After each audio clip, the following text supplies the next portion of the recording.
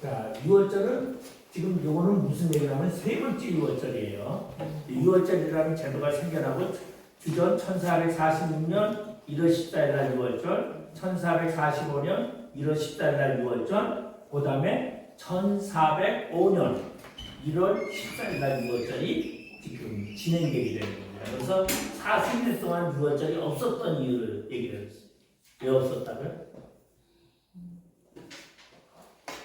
6월절이 40년 동안 6월절이 없었어요. 그 이유가 뭐라고요? 내가 했던 것 같아서 지금 안 했나? 했어요. 6월절을 지키지 않은 이유. 그래서 아모스서에 너희가 40년 동안 언제 6월절을 지켰더냐? 내가 이거 찾아드렸죠? 기억나죠? 그러면 6월절이 없었던 이유는 뭐라 그랬죠? 자, 6월절은 저기 뭐라 그랬어요? 하목제라 그랬어요. 하목제. 하목제는 뭐를 한다 그랬냐면은 하목제는 나누는 거예요. 음식을. 그런데 뭐가 없었다? 광야 생활 40년 동안에 농사를 안 졌어요. 뭐만 했냐면은 가지고 있는 곡식도 없었어요. 40년 동안 뭐냐면 만나만 먹었어요. 그러니까 곡물이 없으니까 6월절을 지낼 수가 없는 거예요. 그래서 6월절을 지내지 못하고 지금 가나안 정복에서 지금 현재 어디를 지나기 전에 요단강을 건너기 전에 전쟁이 한번 일어났던 거예요. 그게 이제 무슨 전쟁이냐면 저기 모압 족속의 모압의 발락 저기 발락 그 다음에 발람 선지자 이야기. 그래서 그때 5개 족속과 전쟁이 일어났죠. 그래서 그 전쟁에서 무엇을 취하였더라? 그 땅의 소산물을 취하였더라. 그리고 땅의 소산물을 취하니까 뭐가 그쳤더라? 만나가 그쳤더라. 성경에 그렇죠. 그러니까 땅의 소산물이 전쟁에서 뺐으니까 소산물이 딱 생겨나니까 만나가 그치는 거예요. 그러면 만나는 언제 내리냐면 소산물이 없을 때. 그러니까 만나는 하나님이 만나를 주실 때는 내가 돈 버는데 만나 안 준다니까. 내가 소산물이 없을 때 하나님이 만나를 주시는 거예요. 그러니까 만나라는 것은 만나를 통해서 은혜를 하는 거예요. 그렇지 않으면 굶어 죽어야 되는데 만나 주니까 굶어 죽지 않죠. 그러니까 사람이 뭐라면 행복의 지수가 언제 높냐? 가난할수록 행복의 지수가 높아요. 부자일수록 행복의 지수가 낮아져요.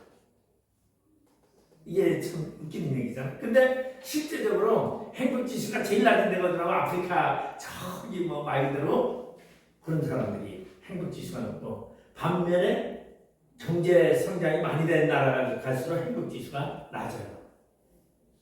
그러니까 그것은 다시 말해서 자기 소유가 없을 때에 누가 하나 뭘 주는 게 그렇게 감사한 거지.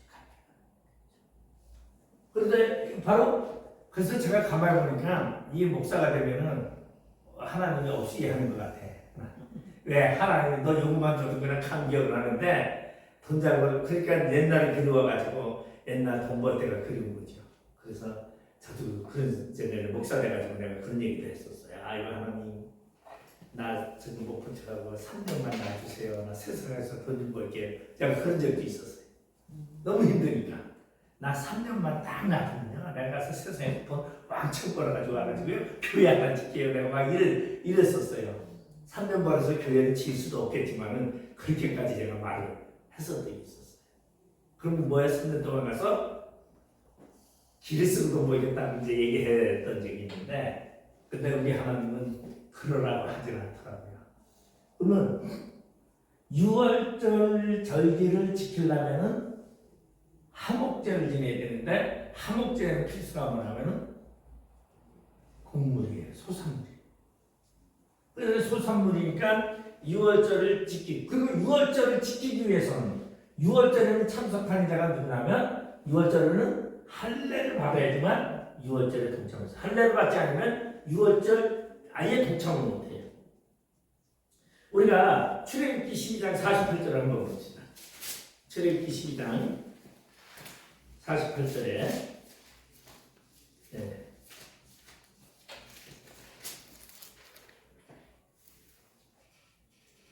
거기 보면은 이렇게 써요. 너희와 함께 거류하는 탈북인이 여호와의 유월절을 지키고자 하거든 그 모든 남자는 할례를 받은 후에야 가까이 하여 지킬지니 곧 그는 본토인과 같이 될 것이나 할례 받지 못한 자는 먹지 못할 것입니다. 49절에 보면 본토인에게나 너희 중에 거류하는 이방인에게나 이 법이 동일하니라. 동일했어요. 그러면 할례를 받으면 다 이스라엘 민족이에요. 이스라엘 하나님의 백성이. 그래서 우리가 이스라엘을 언약 민족이라고 하는 게 그거예요. 할례를 받으면 다 이스라엘 백성. 그래서 이제 이거를 한 적이 있었는데 보면은 하스모니안 왕조에 우리 보면은 이제 시몬 유다가 나오고 그 다음에 왕이 나오는데 지금 제가 이름이 금방 생각 안 나는데 그 사람이 에돔 사람, 에돔을 침공해서 에돔이 에서 족속들이거든요. 에돔을 중에 세이산 민족하고 에돔이 이제 하나가 됐는데 이게 우리가 이제 침공을 한 그 사람들을 침공을 해가지고요 강제로 남자를 전부 다 할례를 시켰어요. 할례를 시키면서 이 에돔이라는 족속이 없어졌어요.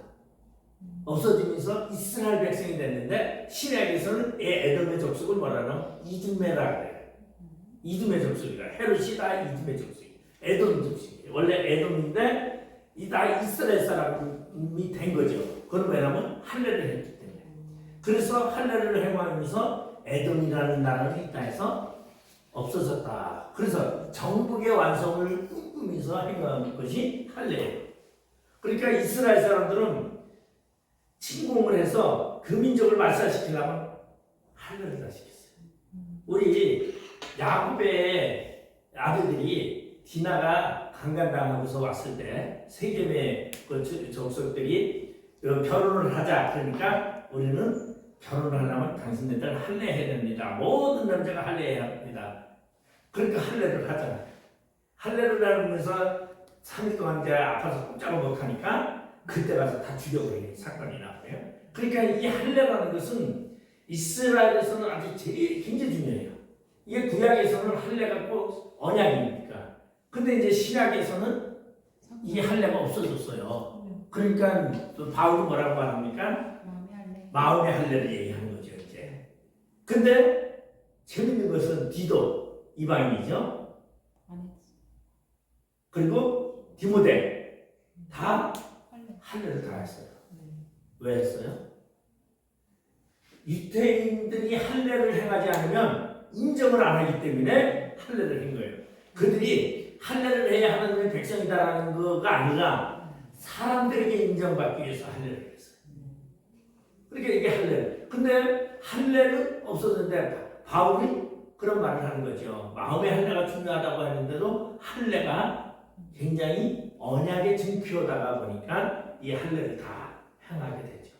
그래서 바울이 선교 사역하는 사람들이 다 이방인이지만 다 예루살렘 교회에 인정을 받기 위해서 다 할례를 해내는 거예요. 그러면 이 할례가 이스라엘 백성이다라는 그러한 증표를 이야기해주는 사건인데, 그러면은 이제 요단강을 건너서 이제 제일 먼저 맞이하는 것이 할례 문제인데, 요단강을 언제 건너느냐 이제 이 얘기입니다. 자, 할례는 6월절은 매월 며칠이에요? 1월 14일. 그죠? 그러면 요단강은 며칠 날 건넜을까? 9일에서 빨라야 10일. 네? 10일에서 13일까지는 뭐 하는 날이에요?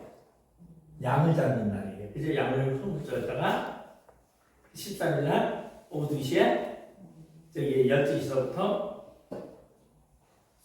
3시까지는 양을 잡는 시간이니까 그럼 요거가 이제 13일이에요. 그죠? 그러면은 요 양을 잡는 시간이에요. 이거 10에서 13일까지가. 요게 뭐예요? 할례 기간이에요. 어디에서? 여리고 들리에서. 요단강 건너 시간과 예수님이 예루살렘 입성한 것도 언제예요?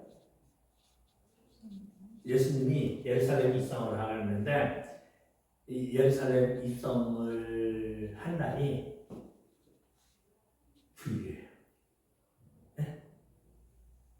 그리고 예루살렘에 입성을 해서 이제 저기 첫날 한 것이 뭐냐면 저기 성전에 가서 예루살렘 입성하자마자 성전에 가서 채찍을 만들면서 했어요. 근데 예수님이 그때만 한 게 아니라 공생의 첫 번째 공생에 시작할 때도 성전에 들어가서 성전을 뒤집어 엎었어요. 그러면은 이 얘기는 뭐냐면 예수님은 뭐의 증표냐면 구원의 증표고 심판의 증표예요. 그래서 예수 그리스도 죄인주 예수님이 이 땅에 오시면 구원과 심판이 결정되는 거예요. 그래서 예수님이 뭘 하느냐? 근데 심판은 어디에서부터 있느냐? 성전에서부터 있어요. 에스겔서에 보면 에스겔서에 뭐라고 했어요? 늙은 자에서부터 젊은 자까지. 늙은 자가 누구예요? 성직자를 말하는 거죠. 여기서 말하면 교회 목회자. 심판이 가장 먼저 임하는 것이 교역자예요. 그러니까 목사가 되는, 근데 대신 예수님이 제때 심판이 가장 먼저인데 이 땅에서는 놔두세요. 그렇지만 심판은 어디서부터? 교회에서부터 심판이 된다. 그렇게 이제 보면서, 근데 이거를 저걸 하면서 날짜를 계산을 다 해봤더니 다 똑같더라고요. 그래서 우리가 보면은 예수님이 저기 만찬하고서도 보면은 14일 날 만찬을 했잖아요. 14일 날 한 게 아니고 6월절 하루 전에 만찬을 하시거든요. 그리고 14일 날은 십자가 무덤 속에서 지냈었어요. 예수님. 그렇게. 자, 그러면서 이제 여기 보면은 길갈에서 할례를 행하는데 이 할례는 원래 언제 해야 되냐면은 이게 이제 저기 할례의 기원이 나오죠. 할례 기원. 창세기 17장에 가면은 9절에서 14절에 17장 9절에 보면은 하나님이 또 아브라함에게 이르시되 그런즉 너는 내 언약을 지키고 내 후손도 대대로 지키라. 너희 중 남자는 다 할례를 받으라. 이것이 나와 너희와 너희 후손 사이에 지킬 내 언약이니라. 이렇게 얘기하고 있어요. 그러니까 할례를 하나님이 아브라함에게 이야기하면서 할례라는 것이 만들어졌는데, 그래서 이제 이 할례가 이제 아브라함 돼서, 그러니까 아브라함이 이스라엘의 시도란 말이에요. 이때서부터 할례를 행했는데, 지금 할례를 안 할 때가 언제냐면 애굽에 있을 때도 할례를 다 했어요. 이스라엘 백성들 고센 땅에서 할례를 다 했어요. 근데 안 할 때가 언제냐면 광야 생활 40년 동안 6월절도 안 지키고 할례도 안 했어요. 그러면 왜 할례를 안 했느냐? 6월절을 안 지키니까. 6월절을 안 지키니까 할례 할 필요가 없는 거야. 그러니까 할례는 6월절을 지키기 위해서 하는 준비 과정이라고 말할 수가 있는데, 그래서 할례를 행한 자만이 6월절에 참석을 할 수가 있어요. 그러면 할례는 어떻게 하죠? 며칠 만에 난지 8일 만에 8일 만에 기간, 시일은 할례하는 시간은 8일째. 그리고 할례자는 할례를 행하는 자가 누구예요? 아버지가 아닌 거예요. 할례. 그러니까 아버지가 해야 되는데, 이제 이거는 창세기 21장에도 여기 4절에 보면 그 아들 이삭이 난 지 8일 만에 그가 하나님의 명령하신 대로 할례를 행하였더라. 누가? 아브라함. 그러니까 할례는 아버지가 하는 거예요. 제사장이 하는 게 절대 아니에요. 그리고 할례는 아버지가 하는데, 문제는 이제 이 할례는 저기 성소에서 한 적이 절대 없습니다. 제사장이 한 적도 성경에 한 번도 없습니다. 그러니까 할례는 가정의 교육이에요. 근데 이제 재밌는 것은 뭐냐면 모세가 둘째 아들에게 할례를 안 했어요. 왜냐하면 부인이 반대해서.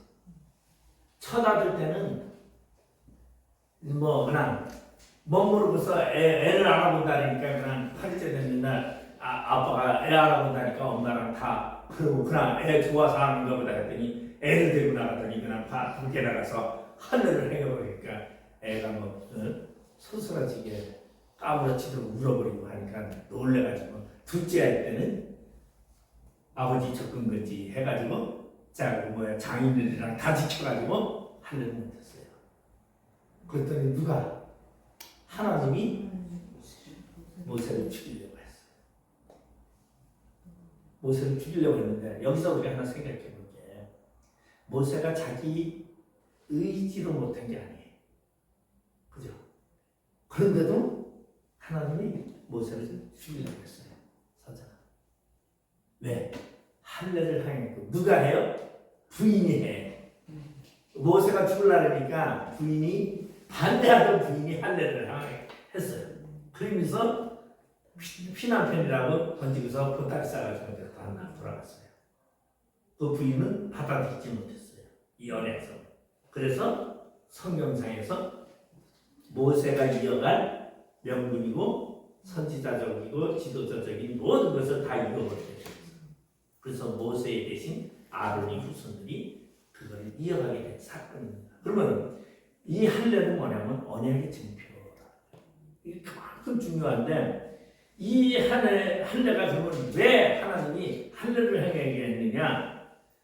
이게 지금 출애굽기 12장의 48절에 보면은 뭐라고 말하냐면 여기 아까 읽었어요. 모든 남자는 할례를 받으라. 여호와의 요절을 지키자 하거든. 모든 남자는 할례를 받으라.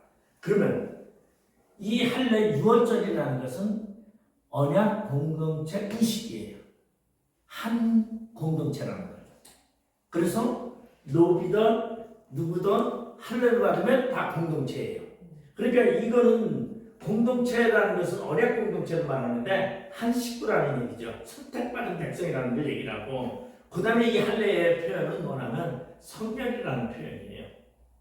그 성결은 뭐냐면 하나님은 뭐라냐면 내가 거룩하니 너희도 거룩하라. 그래서 그런 말이 있어요.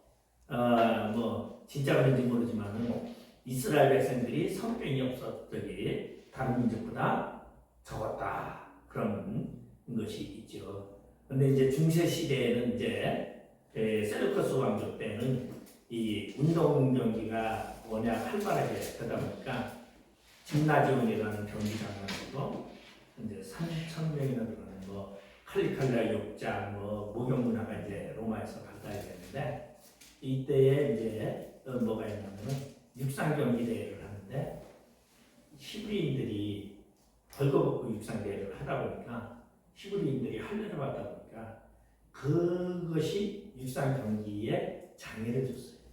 사람들이 히브리인이 나온 다음에 구경거리로 몰려들기 시작합니다. 그래가지고 문제가 돼서 셀루커스 왕조에서 왕이 할례를 못하게 명령을 내리게 돼요. 그래서 중간사 시대에 할례가 이제 금지령이 되게 되는 거예요. 그때 히브리인들은 몰래 했어요. 했는데 결국은 나중에 이제 신약 시대로 넘어오면서 할례가 사라져버리게 되죠. 그러니까 할례가 사라져버리게 되고 할례라는 것이 신약에 없는데 아주 그냥 보수적인 히브리인들은 신약 시대에도 할례를 주장을 하게 된 거죠. 그러니까 같은 히브리인인데도 왜냐하면 히브리인들이 이 디아스포라라고 했잖아요. 디아스포라니까 흩어져 있는 백성들이 예루살렘을 중심으로서 할례가 저기 보존됐지 이렇게 이 디아스포라 그런 사람들은 할례가 거의 없어져 버렸어요. 그래서 이제 신약에서는 이제 세례라는 것이 나오죠. 침례라는 게 나오는데 이 침례라는 것은 우리 중간사 시대에 바리새파와 사두개파와 에스레파가 나눠집니다. 이게 이제 하시dim이라는 원래 이제 하시dim이에요. 하시dim.